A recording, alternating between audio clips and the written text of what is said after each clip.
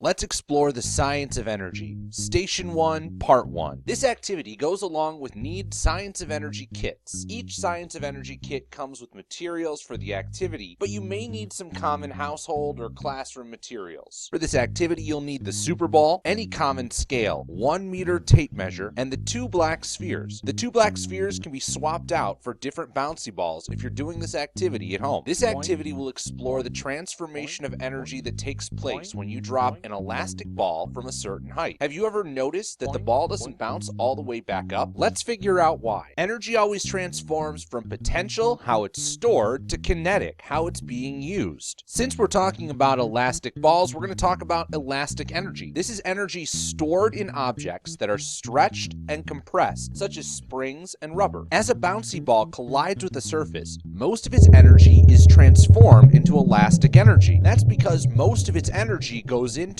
compressing or transforming the shape of that ball. When this collision occurs, some of that energy is wasted or dissipated through sound or thermal energy. A bouncy ball is dropped from a height, so gravitational potential energy plays a factor. This is energy stored by lifting or storing an object off of ground level. The total amount of gravitational potential energy is determined by the height of the object off the ground, the mass of the object, and certain characteristics of gravity here on Earth. This energy is going to be stored a couple of different ways, and it's going to be used a few different ways. When a bouncy ball is falling or bouncing upward, it's using motion energy. This is the amount of energy required to move an object. The amount of motion energy is always determined by the mass of the object and how fast that object's moving. When a bouncy ball hits a surface, not only does that energy transform into elastic energy, but it dissipates energy in 2 very important forms. The first is thermal energy. This is energy in the form of heat.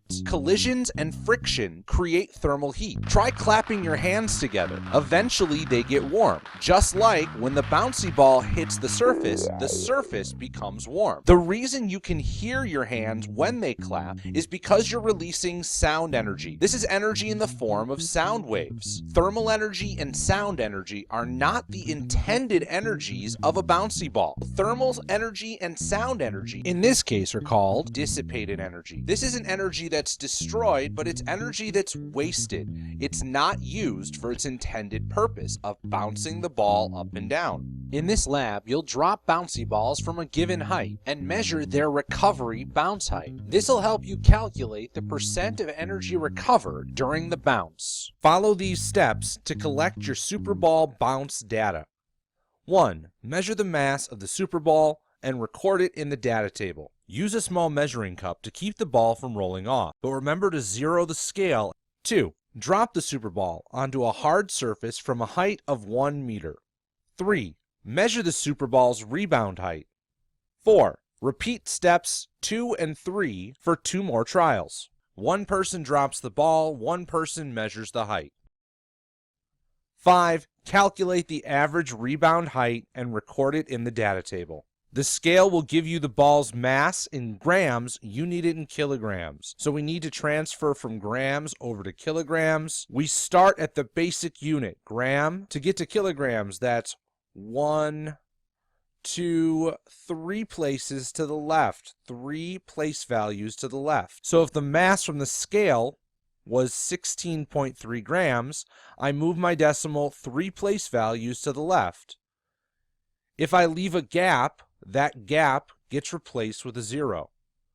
Wherever my finger, pointer, pencil ended, that's where the decimal ends up. So 16.3 grams is about 0.16 kilograms. You'll measure the rebound height 3 times, and then you'll add up those 3 trials and divide by 3 to get the average. My average in this case is 0.37 meters, or about 37 centimeters. For sphere 1, you'll follow the same steps. Measure the mass of sphere 1 and record it in the data table. Drop sphere 1 onto a hard surface from a height of 1 meter. 3. Measure sphere 1's rebound height. 4. Repeat those steps for 2 more trials. And then 5. Calculate the average rebound height and record it in the data table. Sphere 2 works the same way. Measure the mass of sphere 2 and record it in the data table. Drop sphere 2 onto a hard surface from a height of 1 meter. Measure sphere 2's rebound height. Repeat these steps for 2 more trials, then calculate the average rebound height and record it in the data table. In order to build some conclusions about this data, we need to understand the gravitational potential energy formula. Gravitational potential energy is measured in joules. Joules is a measurement of energy, kind of like calories. Earlier we discussed that gravitational potential energy has to do with the object's mass, its height off the ground, and Earth's gravity. So those are the same formula variables we see here. The object's mass, always in kilograms. 9.8 is Earth's gravitational force constant. And then we're looking at the height of the object being held off the ground. You'll not only be using this formula to calculate the initial gravitational energy, but you'll be using this formula to calculate the total gravitational energy. Once you let go of that ball, no energy is added, so all energy is conserved. It just changes forms. To help make sense of this transformation of energy, let's use something visual, like a pie chart. These pie charts can show us not only what forms of energy are present, but the relative amounts. At position 1, the SUPERBALL's being held off the ground. It's not moving, it's just off the ground. So all of its energy is being stored as gravitational potential energy. At position 2, it's halfway down to the ground. So we have half gravitational and half kinetic energy. It's at half its height, so half of its gravitational energy has been used. That's why the other half has to be kinetic energy. The only other thing that it's doing is moving. At position 3, we're looking at the object right before it hits the ground. So the only thing that it's doing is moving. It's not off the ground, so it doesn't have any gravitational energy. It only has kinetic. If we let the ball hit the ground, we'd actually be looking at elastic energy.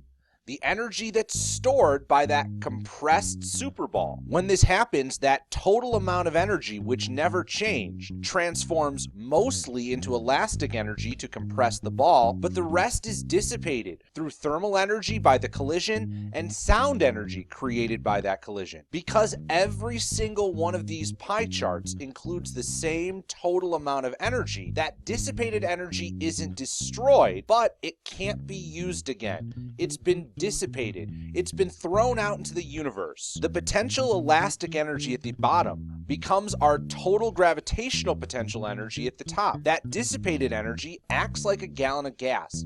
Once it's used, it served its purpose. That energy wasn't destroyed, but we can't use it. This is why the bouncy ball doesn't bounce all the way up.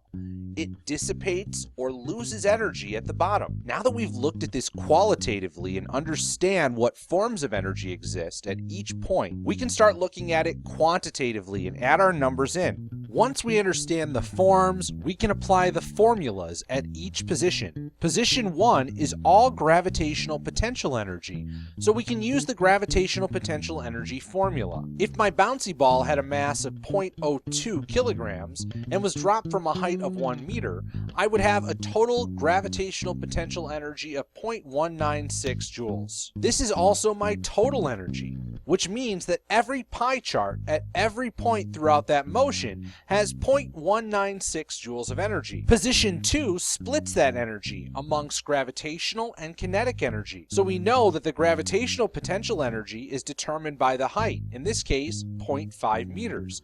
So we only have 0.098 joules of gravitational potential. We know that the total energy is composed of the gravitational and kinetic energies. We know the total, we know the gravitational, so using a little one-step equation, we can solve for the kinetic energy. What's happening to that variable we're adding, so we subtract from both sides. Both the pie chart and the equations confirm that half the energy is gravitational, half the energy is kinetic. At station 3, we assume all of that gravitational energy at the beginning became all of the kinetic energy at the end. So if we started with 0.196 of total gravitational energy, we end up with 0.196 of kinetic energy. So our total kinetic energy is 0.196 joules. This is how the energy is being used right before it hits the ground. Once it hits the ground, it turns into elastic energy. That collision also dissipates some energy. This is why at position 4 we have about 25% of our energy